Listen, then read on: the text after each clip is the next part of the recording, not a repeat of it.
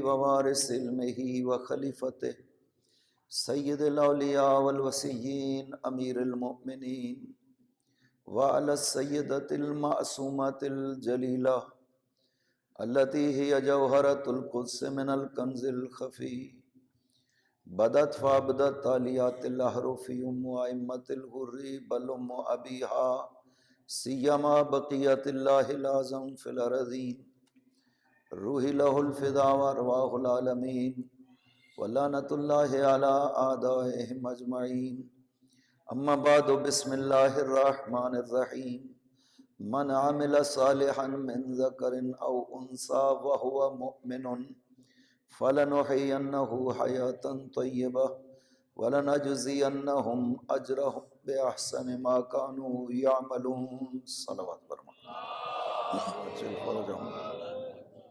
یہ ایصال ثواب کی مجلس ہے سید سرتاج الحسن جعفری ابن سید نعام الحسن جعفری کی ایصال ثواب کے لیے آپ سے گزارش ہے کہ ان کے لیے اور جو باقی محرومین ہیں اس گھر کے ایک مرتبہ سورہ فاتحہ 3 مرتبہ سورہ توحید کی تلاوت کریے۔ بسم اللہ الرحمن الرحیم الحمد للہ رب العالمین الرحمن الرحیم مالک یوم الدین ایاک نعبد و ایاک نستعین اہدنا الصراط المستقیم الصراط الذین انعمت علیہم غیر المغضوب علیہم ولا الضالین بسم اللہ الرحمن الرحیم قل هو اللہ احد اللہ الصمد لم یلد ولم یولد ولم یکن له کفوا احد بسم اللہ الرحمن الرحیم قل هو اللہ احد اللہ الصمد لم یلد ولم یولد ولم یکن له کفوا احد بسم اللہ الرحمن الرحیم قل هو اللہ احد اللہ الصمد لم یلد ولم یولد ولم یکن له کفوا احد اللہم بحق الزہرا و ابیہا و بعلہا و بنیہا اغفر للمؤمنین والمؤمنات والمسلمین والمسلمات خصوصاً اغفر للمرحوم المغفور سید سرتاج الحسن جعفری ابن سید نعام الحسن جعفری واشرہما مع الائمۃ المیامین بفضلک ورحمتک یا ارحم الراحمین صلوات بر محمد اللہم صلی علی محمد وآل محمد وعجل فرجہم۔ خداوند عظیم سورہ نحل کی 97 نمبر آیت میں ارشاد فرماتا ہے من عمل صالحا من ذکر او انثی وہو مؤمن، جو بھی مرد اور عورت عمل صالح کرتے ہیں اس حالت میں کہ وہ مومن ہوں، فلنحینہ حیاتا طیبہ، ہم اسے اس دنیا میں پاکیزہ زندگی عطا کریں گے، ولنجزینہم اجرہم بأحسن ما کانوا یعملون، اور آخرت میں ان کے عمل کا بہترین اجر ہم انہیں عطا کریں گے۔ خدا نے یہ ہمارے لیے اس دنیا کو اس طرح سے قرار دیا ہے کہ یہاں پہ آپ آئے ہیں تو خدا چاہتا ہے کہ آپ اعمال صالح کریں، آپ نیک عمل انجام دیں، یعنی یہاں بھیجنے کا مقصد خداوند عظیم کا یہی ہے کہ ہم خدا کی قربت حاصل کریں، ہم اپنے آپ کو خدا کا ایک اچھا بندہ بنا کر پیش کریں۔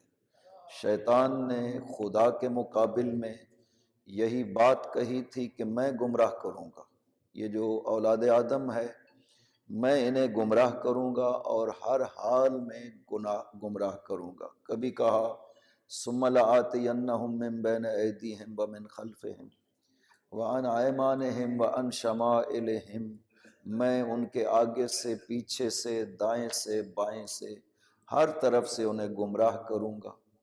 خدا نے فرمایا کہ نہیں، جو میرے بندے ہیں وہ تیری بات کو نہیں مانیں گے۔ خداوند عظیم اپنے بندوں کو شیطان کے مقابل میں مضبوط پیش کر رہا ہے کہ نہیں، جو میرے بندے ہیں وہ تیری بات کو نہیں مانیں گے۔ اس کا مطلب ہے جو شیطان کی بات کو مانتا ہے وہ شیطان کا بندہ بنتا ہے، وہ خدا کی بندگی سے نکلتا ہے اور شیطان کی بندگی میں داخل ہوتا ہے، تبھی انسان شیطان کی بات کو مانتا ہے۔ خدا نے بہت زیادہ متوجہ کیا قرآن کریم میں، کبھی کہا سورہ یاسین میں الم اعہد الیکم یا بنی آدم اللہ تعبدوا الشیطان انہ لکم عدو مبین اے بنی آدم میں نے آپ سے عہد و پیمان نہیں باندھا ہے کہ شیطان کی عبادت نہ کرنا یہ تمہارا دشمن ہے۔ وَأَنِ اعْبُدُونِي هَذَا الصِّرَاطُ مستقیم، صرف اور صرف میری عبادت کرنا یہی صراط مستقیم ہے۔ خدا چاہتا ہے اپنے بندوں کو، وہ شیطان کا پیروکار نہیں دیکھنا چاہتا ہے، وہ اپنا عابد اور بندہ دیکھنا چاہتا ہے، اور وصف ہی یہی قرار دیا ہے کہ جو اس کے بندے ہیں وہ خدا کی عبادت کرتے ہیں۔ یہ مہینہ جو جاری و ساری ہے یہ ہے، اس کے بعد ہے شعبان ہے، ماہ رمضان ہے۔ یہ 3 مہینے خدا نے عبادت کے لیے کیوں خاص قرار دے دیے؟ ماہ رجب کو اتنی عظمتیں کیوں بخشی ہیں؟ یہ بولتے ہیں جب آپ رجب المرجب کہا جاتا ہے، اس کا مطلب یعنی وہ مہینہ جس کو بہت عظمتیں عطا کی گئی ہوں۔ مرجب کا مطلب ہے معظم، جسے بہت زیادہ عظمتیں عطا کی گئی ہوں۔ حضور پاک ایک حدیث میں ارشاد فرماتے ہیں کہ جاہلیت والے بھی رجب کا احترام کرتے تھے، یہی وجہ ہے کہ زمانہ جاہلیت میں بھی لوگ رجب میں جنگ نہیں کرتے تھے۔ اس مہینے کے احترام کے پیش نظر فرمایا جب اسلام آ گیا تو اس نے اس مہینے کی عزت اور شرف میں اور اضافہ کر دیا ہے، عظمت اور شرف میں اور اضافہ کر دیا۔ لہذا زندگی میں ایک مرتبہ پھر یہ مہینے مل جائیں، ہم خدا کی عبادت کریں، بارگاہ خدا میں توبہ کریں، اپنے آپ کو خدا کا بندہ بنا کر پیش کریں، ایک اور موقع مل گیا۔ میں کہا کرتا ہوں کہ خداوند عظیم کو نہ زمان کی ضرورت ہے اور نہ مکان کی ضرورت ہے، وہ مستغنی ہے، اس کو کسی چیز کی ضرورت نہیں ہے، اس کو نہ زمانے کی ضرورت ہے نہ اس کو کسی مکان کی ضرورت ہے، لیکن وہ بعض جگہوں کو کہتا ہے کہ یہ میرا مکان ہے، یہ میری جگہ ہے، بعض وقت کو کہتا ہے یہ میرا زمان ہے، یہ میرا مہینہ ہے۔ کس خاطر؟ تاکہ ہم ان مہینوں میں ان جگہوں پہ حاضر ہو کر کے خدا کی قربت کو حاصل کر سکیں۔ اس نے اپنی طرف نسبت دی، یہ میرا مہینہ ہے، یہ میری امت کا مہینہ ہے، میرے نبی کا مہینہ ہے، یہ مکان میرا ہے، یہ مسجد میرا گھر ہے، کعبہ میرا گھر ہے۔ کس لیے؟ تاکہ ہم وہاں پہ جائیں، اس وقت میں اس کی عبادت کریں اور اس کا قرب حاصل ہو سکے۔ یہ ماہ رجب کے 2 نام ہیں روایت میں، ایک کہا گیا ہے شہر اسم، ایک کہا گیا ہے شہر اسب۔ اسم کا مطلب ہے جس کی کوئی مثل اور نظیر نہ ہو، یہ مہینہ وہ ہے جس کی کوئی مثل اور نظیر نہیں ہے، اور اسب کا مطلب ہے کہ رحمتیں خدا کی اس مہینے میں نازل ہوتی ہیں، برستی ہیں جیسے بارش برسا کرتی ہے۔ خدا اس طرح سے اپنی رحمتیں اس مہینے میں نازل کرتا ہے۔ کوشش کریں خدا کی قربت حاصل کرنے کی، اس مہینے میں زیادہ عمل کریں، پہلے جتنا کرتے ہیں اس سے بیشتر کوشش کریں، تسبیحات پڑھیں، خدا کا ذکر کریں، قرآن پڑھیں، دعا مناجات یہ پڑھیں۔ اگر روزہ رکھ سکتے ہیں نفلی مستحبی، یعنی اگر آپ کے ذمے میں واجب قضا روزہ نہیں ہے تو نفلی اور مستحبی روزہ رکھ سکتے ہیں۔ اگر آپ روزہ رکھ لیتے ہیں بہت زیادہ اجر ہے۔ آپ ایک ایک روزے کا بیان کیا گیا ہے، ایک روزہ رکھتے ہیں اتنا اجر ہے کہ خدا جہنم کی آگ کو حرام کر دیتا ہے اگر کوئی ایک روزہ رکھ لیتا ہے۔ 6 روزے رکھ لیتے ہیں تو ثواب کی کوئی انتہا نہیں ہے۔ ایک حدیث میں ارشاد فرمایا گیا ہے کہ قیامت کے دن آوازیں دی جائیں گی، مختلف آوازیں ہوں گی۔ قیامت کو یوم التناد قرآن کریم میں کہا گیا، یوم التناد، قیامت کا دن آوازوں کا دن ہے، آوازیں دی جائیں گی۔ این الشہداء، شہداء کہاں ہیں؟ این الاولیاء، اولیاء کہاں ہیں؟ الگ ہو جاؤ۔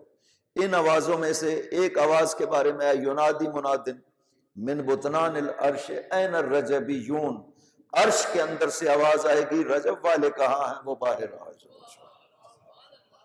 این الرجبیون، رجب والے کہاں ہیں؟ وہ باہر آ جاؤ۔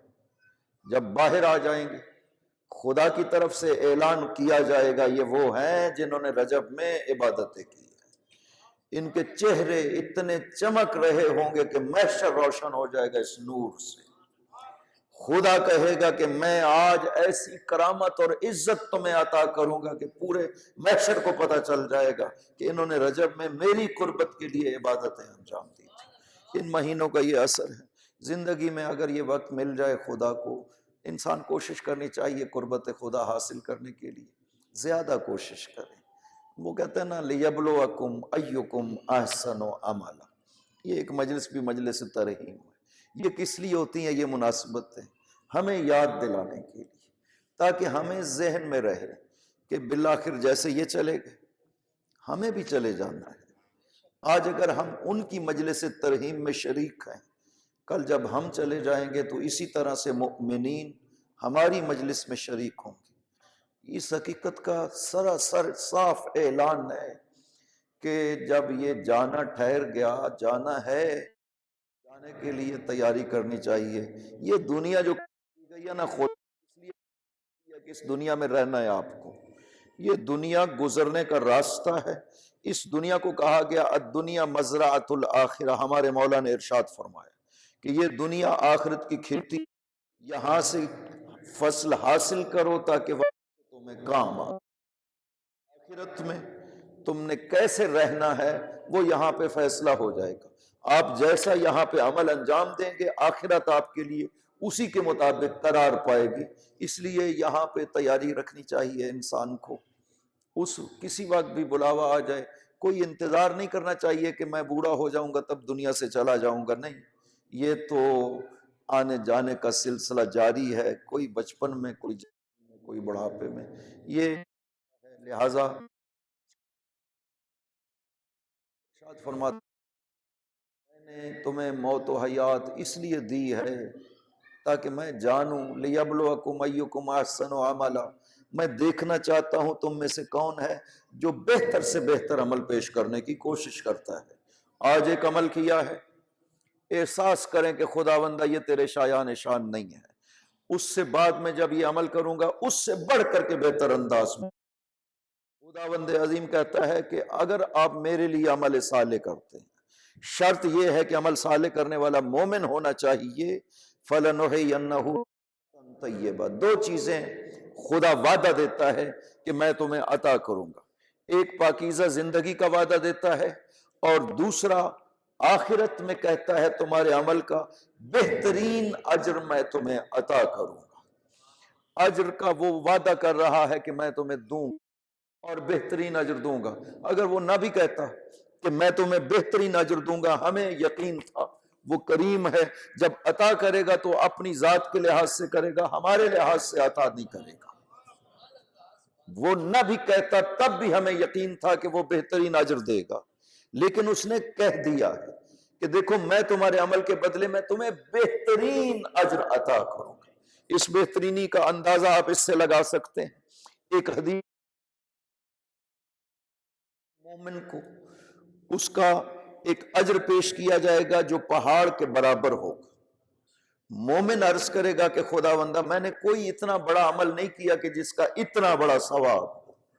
خدا کی طرف سے ارشاد ہوگا کہ یہ وہ ایک درہم جو تم نے میری راہ میں خرچ کیا تھا، یہ اس کا اجر ہے۔ میں تمہارے اجر کی پرورش کرتا رہا ہوں، پال کے کر رہا ہوں۔ یا علی یا علی، خدا اس طرح سے عطا کرتا ہے، لہٰذا وہ کریم ہے، اجر تو وہ یقیناً دے گا، لیکن وہ دیکھتا ہے کہ کرنے والے نے عمل جو انجام دیا ہے وہ کتنا مخلص تھا کہ اس نے صرف اور صرف میرے لیے کیا۔ اب 10 روپے بھی اگر کسی کو صدقہ دیتے ہیں لیکن مقصد صرف اور صرف خدا کی ذات تو اس کا اجر خدا اسی طرح عطا کرے گا۔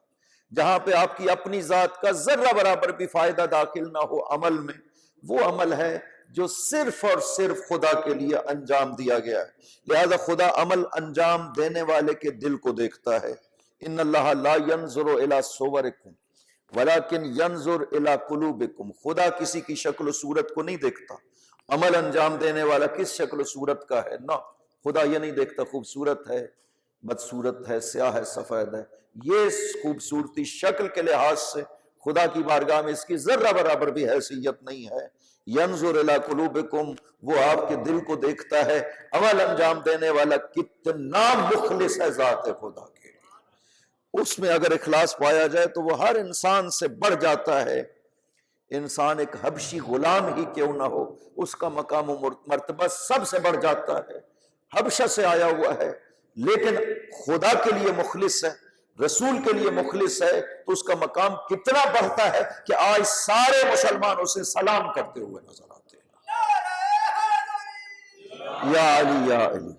لہٰذا خدا تو چاہتا ہے کہ آپ جو عمل بھی کریں، چھوٹے سا چھوٹا عمل خدا کے لیے ہونا چاہیے، کوئی آپ کا ذاتی مقصد اس میں مد نظر نہیں ہونا چاہیے۔ اور پھر بہت بڑی منزل ملتی ہے انسان کو جب انسان خدا کے لیے مخلص ہو جاتا ہے۔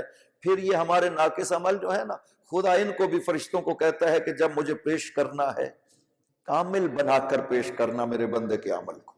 ہم قرآن پڑھتے ہیں، ہماری زبان عرب نہیں، لہذا ہمارا لہجہ وہ قرآن کا درست نہیں ہوتا ہے۔ خدا نے فرشتوں کو حکم دیا ہوا ہے کہ یہ میرے بندے جو قرآن پڑھ رہے ہیں نا، ان کے قرآن کو جب مجھے پیش کیا جانا تو وہ صحیح کر کے پیش کیا کرو بارگاہ خدا۔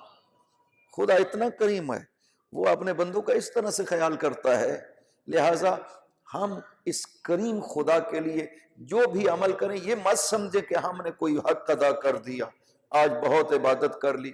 پیغمبر ارشاد فرماتے تھے جب بہت بھی عبادت کرتے تھے یہی عرض کرتے تھے، ما عبدنا کا حق عبادت، خدا بندہ ہم تیرا حق عبادت ادا نہیں کر سکتے ہیں۔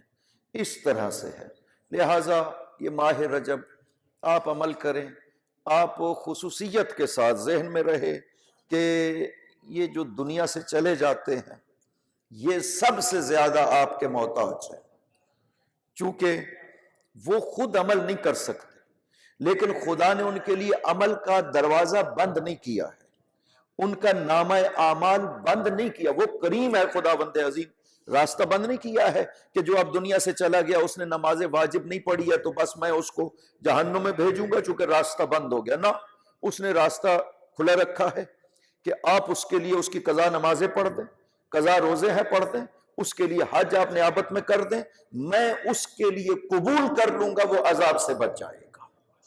خدا اس طرح سے کریم ہے، لہٰذا آپ کے جو دنیا سے چلے گئے ہیں وہ بہت زیادہ آپ کے محتاج ہیں، آپ ان کو یاد کریے۔ اولاد ہے دنیا میں اپنے والدین کے لیے بہت مطیع رہی ہو، بہت اطاعت گزار رہی ہو، اگر دنیا کے جانے کے بعد اپنے والدین کو بھول جاتے ہیں، ان کی قبر پہ نہیں جاتے ہیں، روایت میں ہے کہ وہ والدین کا آنکھ شمار ہو جاتا ہے صرف اس وجہ سے کہ قبر میں نہیں گیا، والدین کو یاد نہیں رکھا۔ لہٰذا یہ حق ہے والدین کا جو ہمیشہ باقی رہتا ہے، چاہے والدین دنیا میں موجود ہوں یا دنیا سے چلے جائیں، وہ آپ کے ساتھ جو تعلق ہے وہ باقی ہے۔ تو خوش قسمت ہیں وہ لوگ جو دنیا سے چلے جاتے ہیں اور ان کے یاد کرنے والے کوئی بات میں موجود ہوتے ہیں، جو ان کے لیے ایک سورہ پڑھ دیا، ایک مجلس کروا دی جس میں ذکر خدا، ذکر آل محمد کیا جاتا ہے، اس کا ثواب ہوتا ہے۔ خدا وند عظیم وہ ثواب اسے عطا کرتا ہے، لہٰذا دروازہ بند نہیں ہوتا ہے، اس کی مغفرت کے امکانات خدا نے کھلے رکھے ہیں، کوئی عمل انجام دے۔ روایات میں اس حد تک ہے کہ عالم برزخ میں عذاب کا شکار ہے ایک شخص، ایک مرتبہ اسے آرام دیا جاتا ہے، محل پیش کیا جاتا ہے، سواری پیش کی جاتی ہے، کھانا پیش کیا جاتا ہے، وہ جب سوال کرتا ہے فرشتوں سے کہ یہ سہولیات مجھے کیوں مل رہی ہیں، اسے بتایا جاتا ہے تیرے فلاں رشتہ دار نے تیرے لیے قرآن کی ایک سورہ پڑھا ہے، یہ اس سورہ کا ثواب ہے جو اس شکل میں تمہیں عطا کیا جاتا ہے۔ اللہم صلی علی محمد و آل محمد وعجل فرجہ۔ لہٰذا اس کریم سے یہ توقع بھی ہونی چاہیے۔ یہ جو غلط فہمی پھیلائی جاتی ہے بعض فرقوں کی طرف سے کہ جو مر گیا اس کا نامہ اعمال بند ہو جاتا ہے، اس کا ثواب اسے کیوں دوسرے کے عمل سے ملے گا؟ کسی کو ثواب ملتا ہے تو اپنے عمل کا ملتا ہے، دوسرے کے عمل کا کسی کو کوئی ثواب نہیں ملتا۔ نہ یہ غلط فہمیاں نہیں پھیلانی چاہیے۔ خداوند عظیم کریم ہے، اس نے اس کی بخشش کے لیے ایک دروازہ کھلا رکھا ہوا ہے کہ میں اس کو معاف کر دوں گا اگر آپ اس کے لیے عمل انجام دے دیتے ہیں، میں اس کا ثواب اسے پہنچاؤں گا۔ یہ فاتحہ جو پڑھتے ہیں آپ، کوئی شخص دنیا سے چلا گیا ہے، آپ آتے ہیں اس کے گھر میں، اس کے لیے فاتحہ پڑھتے ہیں، اس کا مقصد کیا ہوتا ہے؟ فاتحہ تو آپ پڑھ رہے ہیں لیکن ثواب تو اسے پہنچ رہا ہے، ورنہ تو فاتحہ پڑھنے کا ثواب نہیں ہونا چاہیے۔ بعض لوگ یہی سمجھتے ہیں کہ نہیں بس وہ ختم ہو گیا تو پھر تو اس کے لیے کچھ بھی نہیں کیا جا سکتا، فاتحہ بھی نہیں کیا جا سکتا۔ نعوذ باللہ من ذالک، خدا نے بالکل دروازہ ہی بند کر دیا۔ خدا چاہتا ہے بس اب یہ جہنم میں چلا جائے اور ہمیشہ جہنم میں پڑا جائے، نہ، خدا بند عظیم کریم ہے، وہ اپنی بندوں کے لیے مغفرت کے لیے کھلا رکھتا ہے راستہ، کہ کوئی بہانہ ہونا چاہیے کہ میں اپنے بندوں کو معاف کر دوں۔ ایسے ہے، معافی کے لیے خدا بہانے تلاش کرتا ہے، کوئی چھوٹا سا وسیلہ بن جائے، ذرہ برابر بھی کوئی وسیلہ بن جائے، میں اس بندے کو معاف کر دوں، عذاب نہ کروں۔ ایک مشہور واقعہ ہے، میں جو پڑھا کرتا ہوں، ایک شخص ہے، ایرانی ہے، بوڑھا ہے، اسلام قبول کر لیتا ہے، حضور پاک کی خدمت میں آ کے عرض کرتا ہے، یا رسول اللہ میں اب بوڑھا ہو گیا ہوں، اسلام تو میں نے قبول کر لیا ہے لیکن اب مجھ میں اتنا حافظہ نہیں ہے کہ میں دعاؤں کو یاد کر سکوں، یا رسول اللہ کوئی ایسا ورد بتائیے جو میں کرتا رہوں اور خدا سے میرا ایک ربط برقرار رہے۔ نبی پاک نے ارشاد فرمایا کہ تم اپنے فرائض جب انجام دے لیتے ہو تو یہی جملہ بس کہتے رہا کرو، یہ تمہارے لیے یاد کرنا آسان ہے، الہی انت ربی وانا عبدک، خدایا تو میرا رب ہے میں تیرا بندہ ہوں۔ یہ جملہ کہتے رہو، خدا کو یہ پسند ہے، یہ اعتراف بندے کی طرف سے کہ تو میرا رب ہے میں تیرا بندہ ہوں، خدا کو بہت پسند ہے۔ چلا گیا، ایک مدت کے بعد جب واپس آیا حضور کی خدمت میں، عرض کیا یا رسول اللہ آپ نے جب سے وہ جملہ ارشاد فرمایا میرا دل بڑا مطمئن کرتا رہتا ہوں، خدا سے میرا ایک ربط رہتا ہے۔ حضرت نے پوچھا کہ میں نے تمہیں کیا کہا تھا؟ اس نے عرض کیا یا رسول اللہ آپ نے فرمایا تھا الہی انت عبدی وانا ربک، بالکل برعکس ہو گیا کہ تو میرا بندہ ہے اور میں تیرا رب ہوں۔ حضور نے ارشاد فرمایا کہ میں نے تمہیں یہ کب کہا تھا؟ یہ جو کہتے رہے یہ کفر ہے، میں نے کہا تھا کہ خدایا تو میرا رب ہے میں تیرا بندہ ہوں، تم برعکس کہتے رہے، یہ تو کفر ہے۔ وہ بہت نیک انسان تھا، وہ رونے لگا، اتنا رویا کہ زمین پر گر گیا۔ جبرائیل نازل ہوئے، آ کر کے رسول سے کہا یا رسول اللہ خدا فرما رہا ہے پریشان نہ کریں، میں اس کی زبان کو نہیں دیکھ رہا تھا، میں اس کے دل کو دیکھ رہا تھا جو میرے لیے مخلص ہے۔ یا علی یا علی، میں اس کے دل کو دیکھ، خدا اس طرح سے کریم ہے، وہ آپ کی زبان کی غلطی کو نہیں شمار کرتا۔ کیوں آپ جس دل سے کہہ رہے ہیں، دل اس کی ذات کے لیے مخلص ہے، اس کی محبت سے لبریز ہے، لہٰذا اس نے یہ ایک راستہ ہے، دروازہ ہے، کھلا رکھا ہے۔ فرمایا من عامل صالحا من ذکر او انثی وہو مؤمن، عمل صالح مرد کرے یا عورت کرے اسے اجر ملے گا، لیکن ہر عمل صالح کی بات نہیں کر رہا۔ یہ دو اجر ہیں جو انسان حاصل کرنا چاہتا ہے۔ آپ عمل صالح کیوں کرتے ہیں؟ کسی سے پوچھے کیوں کرنا چاہتے ہیں؟ تاکہ دنیا میں پاکیزگی حاصل ہو اور آخرت میں اجر خدا کی طرف سے حاصل ہو۔ وہ کہتا ہے یہ دو اجر میں ہر عمل صالح کرنے والے کو نہیں دوں گا، بلکہ اسے دوں گا جو مومن ہونا چاہیے، عمل صالح کرنے والے مومن کو دوں گا۔ خدا نے یہ شرط لگائی ہے کہ میں یہ دو اجر صرف اور صرف مومن کو دوں گا، ہر عمل صالح کرنے والے کو نہیں دوں گا۔ اور قرآن کہتا ہے کہ ایک منزل ہے اسلام اور ایک منزل ہے ایمان۔ ایک شخص مسلمان ہو جاتا ہے اس کا مطلب یہ نہیں ہے کہ وہ مومن بن گیا ہے، پہلے اسلام قبول کرتے ہیں اور اس کے بعد انسان مومن بنتا ہے اور منزل ایمان میں داخل ہوتا ہے۔ خدا کہتا ہے کہ جب تک عمل کرنے والا مومن نہ ہو میں اسے یہ دو اجر عطا نہیں کروں گا۔ اب مسلمانوں یہ ہمیں فکر کرنا چاہیے کہ مومن کسے کہتے ہیں، تاکہ خدا بند عظیم ہمارے اعمال صالح پہ ہمیں یہ اجر عطا کر سکے۔ مومن کسے کہتے ہیں یہ ہمیں پتہ کرنا چاہیے کہ مومن کی منزل میں انسان داخل کب ہوتا ہے۔ پاک پیغمبر نے پہچان کروائی ہے کہ مومن کیا ہونا چاہیے۔ فرمایا یا علی لا یحبک الا مؤمن ولا یبغضک الا منافق، علی آپ سے محبت وہی رکھے گا جو مومن ہوگا۔ یا علی یا علی، مومن کی پہچان بتا دی کہ جس کے دل میں محبت علی ہو وہی مومن ہو سکتا ہے۔ علی کو فرمایا علی کل ایمان ہے۔ عمرو بن عبد الود کے مقابل میں جب علی جا رہے تھے فرمایا یہ کل ایمان ہے۔ برز الایمان کلہ الی الشرک کلہ، یہ پورے کا پورا ایمان ہے جو پورے کے پورے شرک کے مقابل میں جا رہا ہے۔ علی کو جب پیغمبر نے فرمایا کہ یہ پورا ایمان ہے، علی کے جو مقابل آ رہا ہے وہ پورے کا پورا شرک ہے۔ عامر بن عبد وقت، یہ پورے کا پورا شرک ہے جو علی کے مقابل میں موجود ہے۔ یعنی اگر آج علی شکست دیتے ہیں تو ایمان غالب آ جائے گا، اور اگر علی شکست کھاتے ہیں تو کفر غالب آ جائے گا۔ خداوند عظیم نے علی کو غلبہ عطا کر کے قیامت تک کے لیے ایمان کو غالب کر دیا۔ اب مومن وہی ہوگا جس کے دل میں محبت علی پائی جائے گی جو کل ایمان کرا دیا۔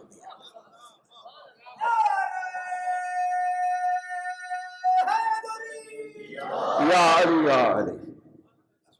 جب اتنی اہمیت ہے ایمان کی کہ خدا کہتا ہے میں اجر ہی نہیں دوں گا جب تک مومن نہیں ہونا چاہیے۔ یہ حدیث نہیں ہے کہ کوئی کہے کہ حدیث ضعیف ہو سکتی ہے، نہ، یہ قرآن کریم سورہ نحل کی 97 نمبر آیت ہے۔ وَهُوَ مُؤْمِنٌ، شرط لگا ہے خداوند سے۔ اس شرط کا مطلب کیا ہے؟ یعنی یہ جب شرط ہوگی تو یہ اجر ملے گا، اگر یہ شرط نہیں پائی جائے گی آپ میں تو یہ اجر نہیں ملے گا۔ خدا کہہ رہا ہے قرآن کریم، لہذا کوئی یہ مت سمجھے کہ میں نے عمل صالح کر دیا بس یہ کافی ہے، میں نے نیکیاں کما لی بس میں نے کافی ہے، نماز پڑھ لی عمل صالح ہو گیا، صدقہ دے دیا عمل صالح ہو گیا، حج و زکوٰۃ کر لی عمل صالح ہو گیا۔ نہیں، خداوند عظیم صرف عمل صالح قبول نہیں کرتا ہے، کرنے والا مومن ہونا چاہیے تب عمل صالح کو قبول کرتا ہے خداوند عظیم۔ وہ قرآن میں کہہ رہا ہے کہ جب تک آپ مومن نہیں ہوں گے میں یہ اجر نہیں دوں گا آپ کو، یعنی یہ عمل صالح اثر ہی نہیں رکھتا ہے بارگاہ خدا میں۔ یہ قرآن کی آیت ہے، اور یہ حدیث جو معصوم نے ارشاد فرمائی ہے بالکل یہ حدیث ترجمہ ہے اسی آیت کا۔ معصوم نے ارشاد فرمایا ہے کہ جو بھی شخص عبد اللہ بین الصفا والمروہ الف سنت، اگر کوئی صفا و مروہ کے درمیان 1000 سال عبادت کرتا ہے، پھر صفا و مروہ کے بیچ میں 1000 سال عبادت کرتا ہے، پھر صفا و مروہ کے بیچ میں 1000 سال عبادت کرتا ہے، ثم لقی اللہ بغیر ولایتنا اہل البیت اکبہ اللہ ولا من خریہ فی النار، کہ جو 3000 سال کی عبادتوں کے ساتھ خدا سے ملاقات کرتا ہے اور اس کا دل ولایت آل محمد سے خالی ہوتا ہے، یہ عبادتیں کوئی فائدہ نہیں دے گی، خدا منہ کے بل جہنم میں ڈالے گا اس میں۔ خدا کہتا ہے میں وہ عبادت قبول ہی نہیں کروں گا جس میں ولایت آل محمد نہ۔ اللہم صلی علی محمد و آل محمد وعجل فرج۔ دل انسان کا اگر ولایت آل محمد سے خالی ہو خدا قبول نہیں کرتا، یہ قرآن کریم میں کہہ رہا ہے۔ وَهُوَ مُؤْمِنٌ، کہنے کا مطلب ہی یہی ہے کہ جس نے دل سے مانا ہے اور جس نے دل سے قبول کیا ہے۔ 3 ولایتوں کو جب اگر 2 ولایتیں کافی ہوتی تو کبھی قرآن میں 3 ولایتوں کا ذکر نہ کرتا۔ اس نے کہا انما ولیکم اللہ ورسولہ والذین آمنوا الذین یقیمون الصلاۃ ویؤتون الزکاۃ وہم راکعون، تمہارا ولی صرف اور صرف اللہ ہے اور اس کا رسول ہے، اور وہ صاحب ایمان ہستی ہے جو رکوع میں زکوٰۃ دیتی ہے، جو علی ابن ابی طالب ہے۔ اگر 2 ولایتیں کافی تھی، اللہ اور رسول کی ولایت کافی تھی، خدا بندہ کیوں ذکر کیا ہے تو نے؟ قرآن میں 3 ہستیوں کا ذکر کرنا یہ بتلاتا ہے کہ 2 ولایتیں کافی نہیں ہیں، بلکہ وہ 2 ولایتیں بھی قبول تب ہوں گی جب اس ولایت کو مانا جائے گا۔ یا علی یا علی، جب تک یہ ولایت نہیں مانی جائے گی کوئی ولایت بھی بارگاہ خدا میں قبول نہیں ہوگی۔ جب تک عبادت میں قلب میں محبت آل محمد نہیں ہوگی، ولایت علی نہیں ہوگی، خدا اس عبادت کو قبول نہیں کرے گا۔ یہ ابن عساکر نے تاریخ کو نقل کیا ہے، حدیث ہے، تاریخ مدینہ دمشق میں ابن عساکر اس حدیث کو نقل کرتے ہیں۔ پیغمبر نے ارشاد فرمایا ہے من سرہ ان یحیی حیاتی و یموت مماتی ویدخل جنت عدن غرسہ ربی فلیوال علی ابن ابی طالب ولیقتد بالائمۃ من ولدہ، جو بھی چاہتا ہے مجھ محمد جیسی اس دنیا میں کامیاب زندگی بسر کرے، مجھ محمد جیسی کامیاب موت سے دنیا میں جائے اور اس جنت میں داخل ہو جو خدا نے تیار کی ہے، فلیوال علی ابن ابی طالب، وہ علی کی ولایت رکھے اور ائمہ اہل بیت کی اقتداء کرے، اسے محمد جیسی زندگی عطا ہو۔ یا علی یا علی، یہ وہ پاکیزہ زندگی ہے جسے کہہ رہے فَلَنُحْيِيَنَّهُ حَيَاةً طَيِّبَةً، تم ولایت علی کو مانو ہم تمہیں پاکیزہ زندگی عطا کریں گے۔ یہ پاکیزہ زندگی ہے۔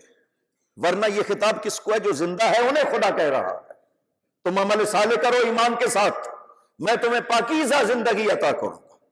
خدا بندہ یہ زندہ ہے جن کو تو کہہ رہا ہے، خدا کہے گا میں اس زندگی کو نہیں چاہتا ہوں جو آپ زندہ ہے، زندگی وہ ہونی چاہیے جس میں ولایت علی ابن ابی طالب پائی جاتی ہو، اسے خدا زندگی سمجھتا ہے، اسے حقیقت زندگی قرار دیتا ہے خدا بند عظیم۔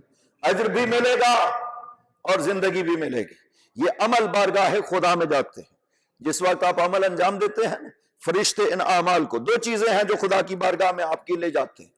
ایک، جب انسان کوئی بھی عمل صالح کرتا ہے فرشتے اس کو لے جاتے ہیں خدا کے حضور، آسمانوں کے دروازے بند ہیں، بعض عمل جب لے جاتے ہیں فرشتے دروازے کھل جاتے ہیں خدا کے حضور پہنچتے ہیں، لیکن بعض اعمال کے لیے آسمان کے دروازے نہیں کھولے جاتے، واپس کر دیا جاتا ہے ان اعمال کو۔ اسی طرح جب کوئی انسان دنیا سے جاتا ہے فرشتے اس کی روح کو قبض کرتے ہیں، وہ لے جاتے ہیں خدا کے حضور۔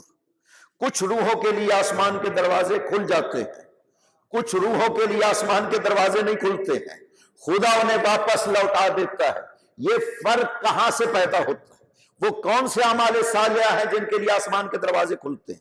وہ کون سے اعمال صالحہ ہیں جن کے لیے، وہ روحیں ہیں جن کے لیے آسمان کے دروازے کھلتے ہیں؟ وہ کون سے ہیں جن کے لیے آسمان کے دروازے نہیں کھلتے ہیں؟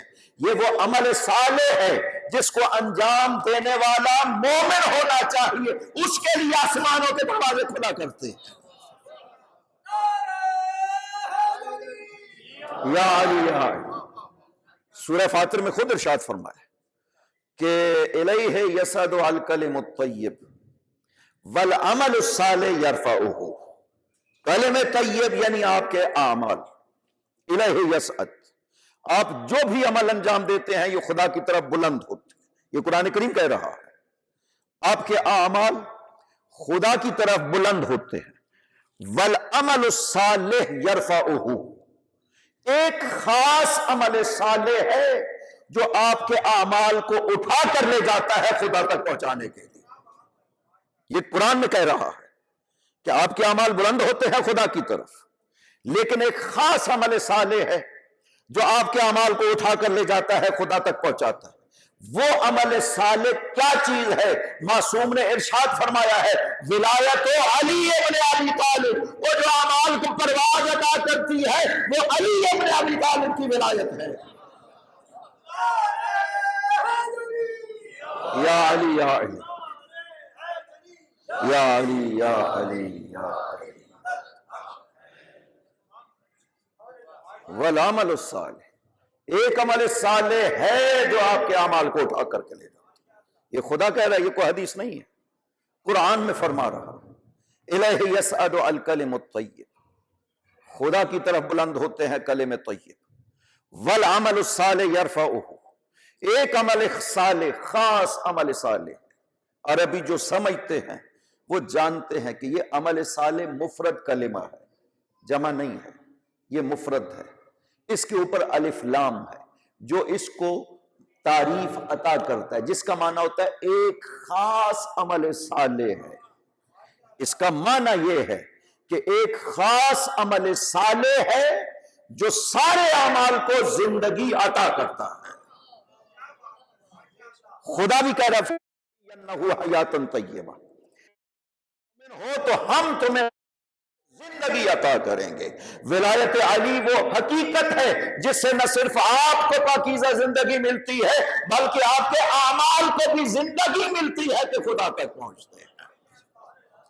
خدا نے قرآن میں یہ کہا ہے کہ آپ کے اعمال جاتے ہیں، اسی طرح سے انسان کی روح کو بھی خدا کی طرف فرشتے لے جاتے ہیں، قبض کرنے کے بعد ایک مرتبہ روح پہنچتی ہے، مومن کی روح ہے، آسمان کے دروازے کھل جاتے ہیں، آسمان کے فرشتے کہتے ہیں مرحبا، آئیے، ہم آپ کو خوش آمدید کہتے ہیں۔ جب تک زمین پہ تھے خدا راضی تھا تم سے، خدا خوش ہوتا تھا ان قدموں پہ جو زمین پہ پڑتے ہیں جس کے دل میں ولایت علی پڑ جاتی ہے۔ آج یہاں پہ آئی ہو، خدا خوش ہے، تمہیں خوش آمدید کہا جاتا ہے، لیکن جس کے دل میں علی کی ولایت نہ، اس کے لیے آسمان کے دروازے نہیں کھلتے ہیں۔ ایک فرشتے ایک شخص کی روح کو لے جاتے ہیں جو راہ خدا میں مارا گیا تھا، لے گئے، آسمان کے دروازے نہیں کھلتے، فرشتوں نے عرض کیا خدا کی بارگاہ میں کہ خدا بندہ یہ تیرے راہ میں مارا گیا ہے، عمل اتنے زیادہ انجام دیا اس نے کہ یہ پوری فضا ہمیں اس کے عمل سے بھری ہوئی نظر آتی ہے، نماز، روزے، صدقات، حج، عمرہ، یہ سارے اس کے اعمال ہیں، اس پوری فضا میں ہر طرف اس کے اعمال نظر آ رہے ہیں بار الہ، پھر بھی اس کے لیے کیوں آسمان کے دروازوں کو نہیں کھولا گیا؟ خدا کی طرف سے آواز آئی کہ یہ جتنے عمل تم دیکھ رہے ہو اگر اتنے اور بھی عمل ہوتے تو تب بھی میں آسمان کے دروازے نہ کھولتا، اس لیے کہ یہ عمل کر رہا تھا اور اس کا دل میرے ولی کی ولایت سے خالی تھا۔ ان اعمال میں وہ تاثیر ہی نہیں ہے کہ خدا تک پہنچے۔ وہ کہتا ہے وَهُوَ مُؤْمِنٌ، عمل صالح کرے، مومن ہونا چاہیے، تو میں یہ دو چیزیں عطا کروں گا، فَلَنُحْيِيَنَّهُ حَيَاةً طَيِّبَةً، میں اسے حیات طیبہ عطا کروں گا، وَلَنَجْزِيَنَّهُمْ أَجْرَهُمْ بِأَحْسَنِ مَا كَانُوا يَعْمَلُونَ، بہترین اجر عطا کروں گا۔ خدا بند عظیم نے یہ ہستیاں قرار ہی اس طرح سے دی ہیں، یہ ہمارے اور خدا کے بیچ میں وسیلہ بنا کر بھیجے گئے، یہ ہمارے اور خدا کے بیچ میں واسطہ بنا کر کے بھیجے گئے۔ خدا اگر عبادتوں کو بھی قبول کرتا ہے تو جب تک ان کی دل میں ولا نہ ہو عبادتیں قبول نہیں ہوتی ہیں، ایمان بھی مانتا ہے، قبول کرتا ہے، تو جب تک ان کی ولا دل میں نہیں ہوگی ایمان کو قبول نہیں کرے گا۔ حتیٰ کلمہ توحید بھی مانا جاتا ہے تو صرف اس ذریعے سے کہ ولایت آل محمد کو مانا ہو انسان، ہر کسی سے خدا قبول نہیں کرتا ہے۔ ابلیس سب اعتراف کیا کرتا تھا۔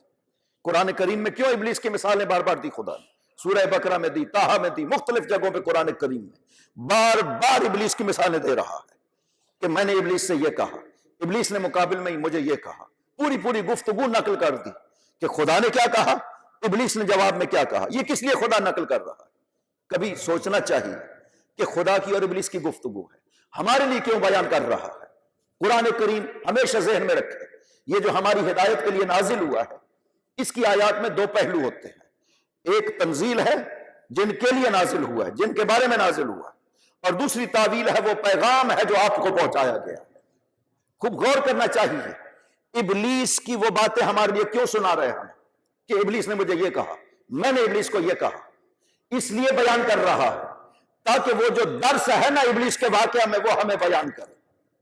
ابلیس خداوند عظیم کو پوری طرح مانتا تھا، خدا کو خالق مانتا ہے، خدا کو قادر مانتا ہے، خدا کو زندگی دینے والا مانتا ہے، خدا کو موت دینے والا مانتا ہے، خدا کو معبود مانتا ہے، کیونکہ اس نے کہا ہے کہ میں تیری عبادت کرتا ہوں، صرف تیری ذات کی عبادت کرتا ہوں، کسی اور کو سجدہ نہیں کروں گا، صرف تیری عبادت کروں گا۔ یہ ابلیس نے خدا سے کہا ہے، سب کچھ مانتا ہے خداوند عظیم کا، نہیں مانا تو اس خلیفہ کو نہیں مانا جسے خدا نے خلیفہ بنایا تھا، جس کی خلافت کا اعلان کیا تھا اس کو نہیں مانا۔ خدا نے کہا جب اسے نہیں مانا تو مجھے جتنا بھی مانا ہے میں اسے قبول نہیں کر سکتا اپنی بارگاہ۔ اتنی اہمیت ہے جس کو خدا خلیفہ بناتا ہے۔ ایک مرتبہ ہے ہم بناتے ہیں کسی کو، ایک مرتبہ ہے خدا بناتا ہے۔ خدا کہتا ہے جسے میں نے خلیفہ بنایا ہے، جیسے میں کہتا ہوں اسے مانو۔ ابلیس کہتا تھا کہ نہیں، میں اس سے بہتر ہوں۔ کیوں؟ اس لیے کہ مجھے تم نے آگ سے پیدا کیا ہے، اسے تم نے مٹی سے پیدا کیا ہے۔ خدا نے کہا کہ نہیں، میں جانتا ہوں، تمہیں پتہ نہیں ہے کہ اس کے اندر میں نے کیا عظمتیں قرار دی، تمہیں پتہ نہیں ہے، میں خالق ہوں، مجھے پتہ ہے میں نے اس کے اندر جو عظمتیں قرار دی، لہذا میں اسے خلیفہ بنا رہا ہوں، میں اسے علم عطا کر رہا ہوں جو کسی اور کو عطا نہیں کیا۔ اس عظمت کے پیش نظر سب پہ لازم ہے کہ اس کے سامنے سر جھکائیں۔ ابلیس نے کہا کہ تیری عبادت میں اتنی کروں گا کہ کسی فرشتے نے بھی نہیں کی، یہ اس کے لفظ ہے کہ لو افوتنی ان السجود لآدم، اگر مجھے آدم کے سجدے سے معاف کر دو، عبدتک لم یعبد کا ملک مقرب، میں تیری اتنی عبادت کروں گا کہ کسی مقرب فرشتے نے بھی نہیں کی ہوگی۔ خدا نے کہا نہیں، فخرج، میری برگاہ سے تم نکل جاؤ، تم ملعون ہو، اس لیے کہ انی احب ان اعبد کما ارید لا کما ترید، میں اپنی عبادت اس طرح چاہتا ہوں جو میرا ارادہ ہے، نہ ویسی عبادت جو تیرا ارادہ ہے۔ اس عبادت میں تجھے کوئی دخالت نہیں چاہتا ہوں نا، تو جیسا حکم میں دوں گا تجھے ویسی عبادت کرنی پڑے گی۔ اس نے جب انکار کر دیا کہ نہیں میں کبھی بھی اس آدم کو سجدہ نہیں کروں گا، انکار آدم کا نہیں تھا، انکار خدا کی خلافت کا تھا، جسے خدا نے بنایا ہے اس کا انکار کیا۔ یہ درس ہے ہمارے لیے کہ جب تک اس خلیفہ الہی کو نہیں مانو گے، نہ توحید قبول ہوگی نہ رسالت قبول ہوگی بارگاہ خدا میں۔ ہر چیز کا دار و مدار اس خلافت الہیہ کو ماننے پہ ہوگا جسے خدا نے خلیفہ بنایا ہو۔ لہذا ہمارے لیے یہ ہے معیار۔ خدا کہتا ہے کہ تمہیں مومن ہونا چاہیے، تب تمہاری عبادتوں کو اپنی بارگاہ میں منظور و مقبول فرمائے گا۔ صلوات پڑھیے محمد و آل محمد، اللہم صلی علی محمد و آل محمد وعجل فرجہم۔ لہذا اس حدیث میں جناب ابن عساکر نے جو تاریخ مدینہ دمشق میں نقل کی ہے، 3 چیزیں فرمائی ہیں۔ من سرہ، جسے بھی اچھا لگے، ان یحیی حیاتی، زندگی بسر کرے پاکیزہ جیسے محمد کی زندگی ہے، موت ہو کامیابی کی جیسے پیغمبر کی موت، وَيَدْخُلْ جنت عدن، اور داخل ہو اس جنت عدن میں جو خدا نے قرار دی ہے۔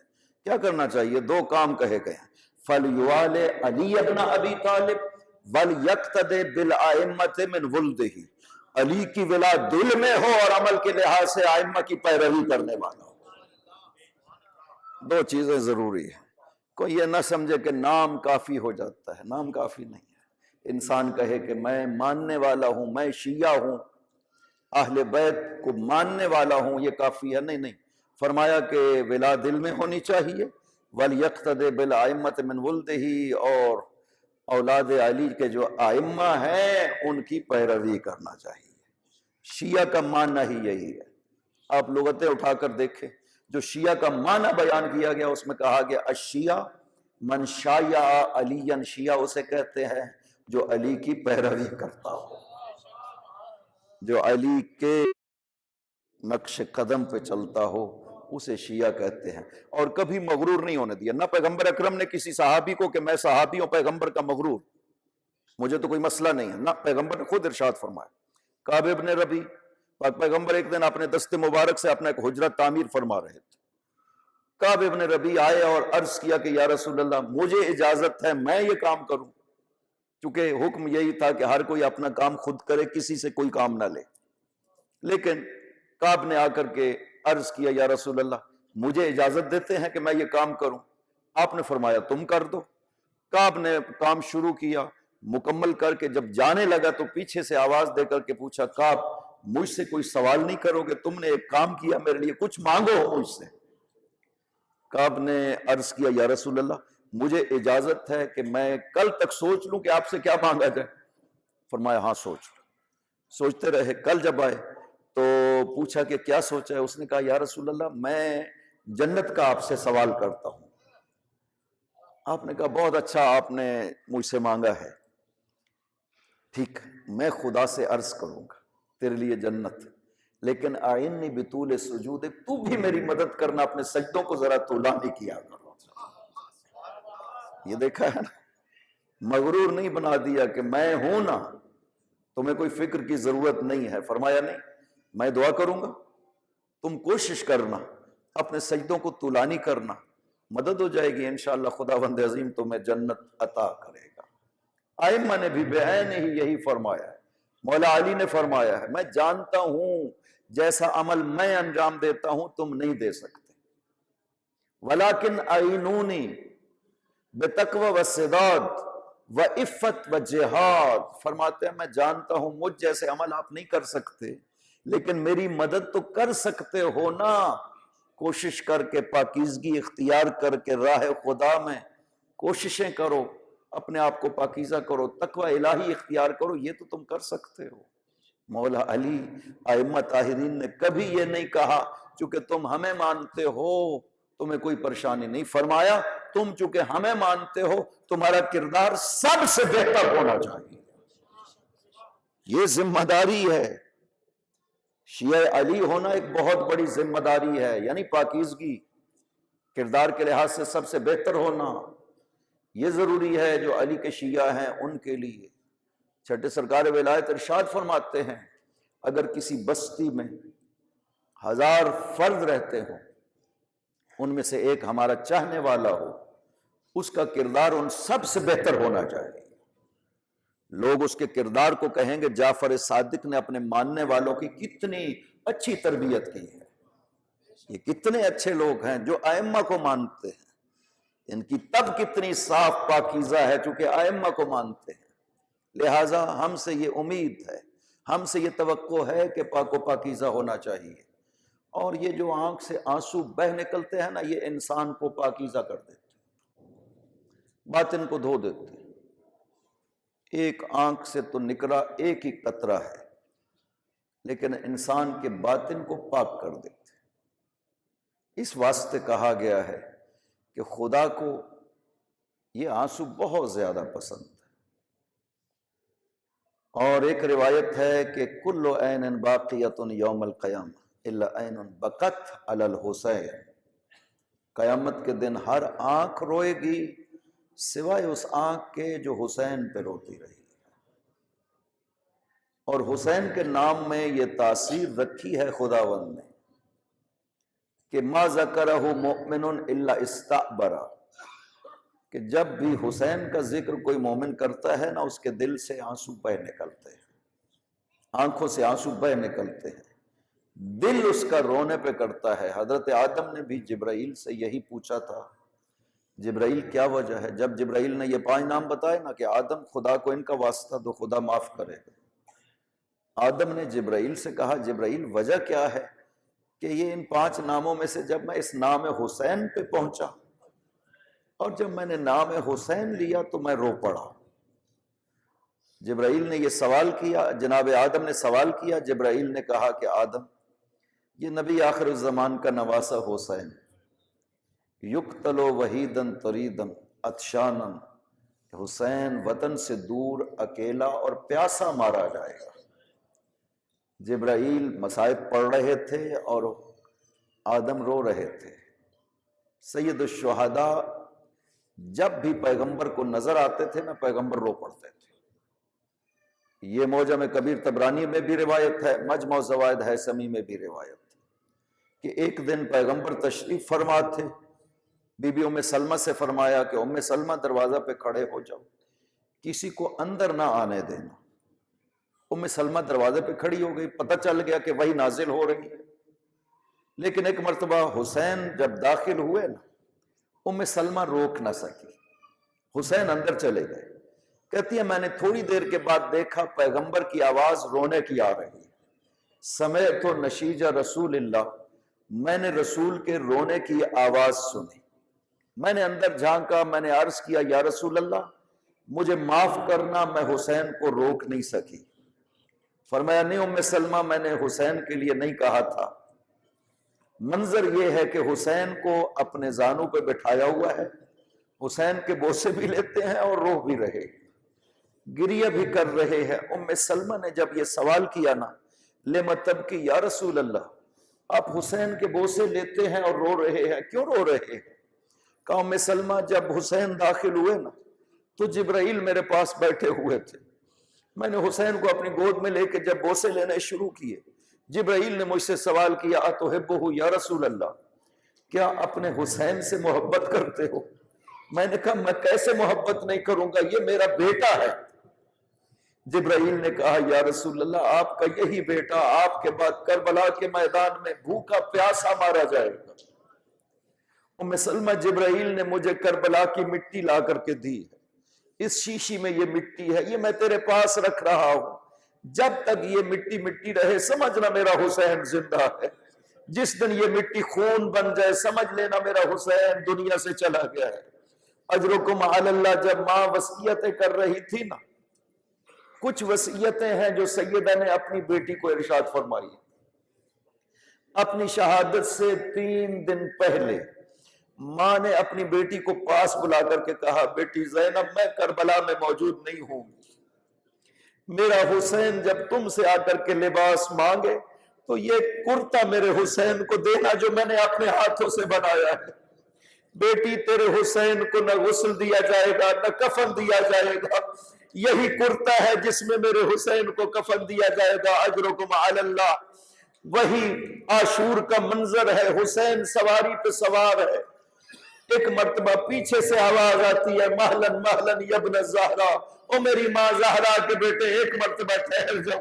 مڑ کر دیکھتے ہیں کہ بہن پاؤں ننگے چلتی ہوئی آ رہی ہے. پوچھا بہن زینب آپ نے تو رخصت کر دیا تھا. کہا بھیا ایک مرتبہ ٹھہر جائیے. حسین رکے، بی بی قریب آئی، کہا بھیا ایک مرتبہ سر کو جھکائیے. حسین گھوڑے پہ بیٹھے ہوئے اتنے جھکے کہ حسین بی بی کے منہ کے مقابل آ گیا. حسین کی گردن کے بوسے کی ہے اور اس کے بعد مدینہ کی طرف رخ کر کے کہا اماں میں نے امانت کو ادا کر دیا. پوچھا بہن زینب یہ کون سی امانت ہے؟ کہا بھیا جب ماں کا آخری وقت تھا ماں نے مجھے پاس بلا کر میری گردن کے بوسے لے کر کے کہا تھا او بیٹی زینب جب میرا حسین رخصت ہونے لگے تو میرے حسین کی گردن کے بوسے لینا. یہ وہی گردن ہے جو 12 ضربوں سے کاٹی جائے گی. اجرکم علی اللہ. وہ منظر بھی علی کی بیٹی نے دیکھا کہ حسین زمین کربلا پہ لیٹا ہوا ہے، وَالسِّمْرُ جَالِسٌ عَلَىٰ صَدْرِهِ، اور سمر کے ہاتھ میں خنجر ہے اور حسین کی گردن کاٹی جا رہی ہے. علی کی بیٹی کبھی مسلمانوں کو آواز دیتی تھی، کبھی نبی کو بلاتی تھی، نانا میرا حسین ذبح ہو گیا. وَسَيَعْلَمُ الَّذِينَ ظَلَمُوا أَيَّ مُنْقَلَبٍ يَنْقَلِبُونَ. بار الہ ہماری ان عبادتوں کو اپنی بارگاہ میں منظور و